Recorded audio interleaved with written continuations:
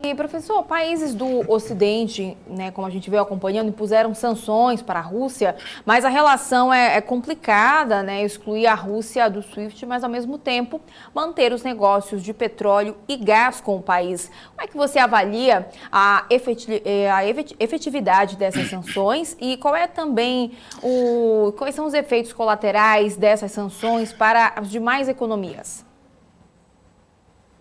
Bom, eu vejo que a sanção eu classifico como uma moção de repúdio, uma moção de repúdio.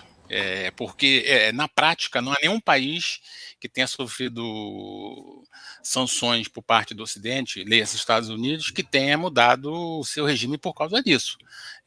Pelo contrário, isso inclusive é um motivo de fechamento, né, em alguns casos a gente poderíamos chamar até de nacionalismo. Então, porque você realmente passa a explicar a realidade econômica pela, pela sanção. É, eu não vejo como isso possa afetar de uma maneira assim determinante, no caso, a Rússia. A gente deve lembrar que a Rússia, desde 1917 até 1991, ela passou por bloqueios. Então, tudo que a União Soviética, no caso, né, fez, foi por conta própria. Então, ela foi à Lua, ela foi ao espaço, ela construiu a sua bomba atômica, ela criou a segunda economia do planeta, tudo isso de uma maneira praticamente só. Né? Então, essa experiência, essa capacidade que a Rússia tem, certamente vai ser utilizada agora.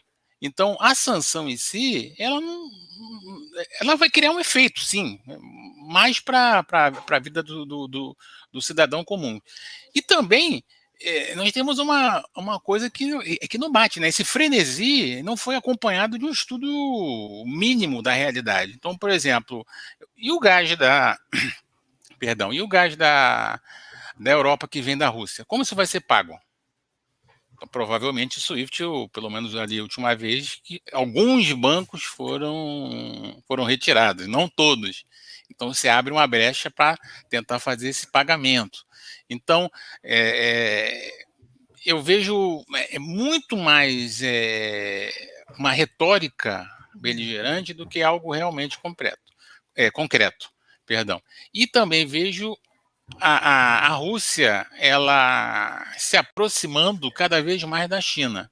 Eu li notícias de que em Moscou os bancos chineses estão recebendo inúmeros aberturas de conta de empresas russas. Então, as empresas russas estão indo para a China, abrindo contas em bancos chineses. Então, isso vai ser uma forma de fugir desse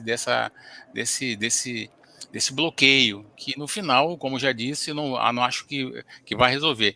Acredito, como o próprio Putin já colocou, que o país, né, vai ter que ser mais criativo nessa nova etapa, criar mecanismos de diminuir essa dependência do Ocidente. E acredito que com um efeito colateral que a gente pode dizer é que na crise há sempre um crescimento. Então, provavelmente a Rússia se mantendo por muito tempo, a Rússia vai aprender a fazer mais coisas, vamos dizer assim, sozinha do que antes. Então, isso promove mais um salto, né? Uma etapa na tecnologia de avanço. Mas a Rússia, com a parceria da China, ela vai ter ela vai ter condições aí de aguentar é, um pouco mais. Então, vejo por esse lado. No curto prazo, realmente faz impacto. O rating da Rússia caiu para, se eu não me engano, CCC, né, maiúsculo. Então, isso ninguém vai comprar títulos russos ou ativos de empresas, né, deles. Mas é o preço que provavelmente o Putin deve ter pensado que poderia acontecer algo parecido. Não digo que algo nesse nível, né?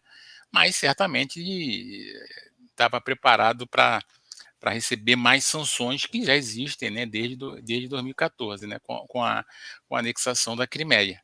Então, seria mais ou menos nesse sentido. Eu acredito que as sanções não, não farão uma mudança de regime nesse primeiro momento, né? Que eu avalio.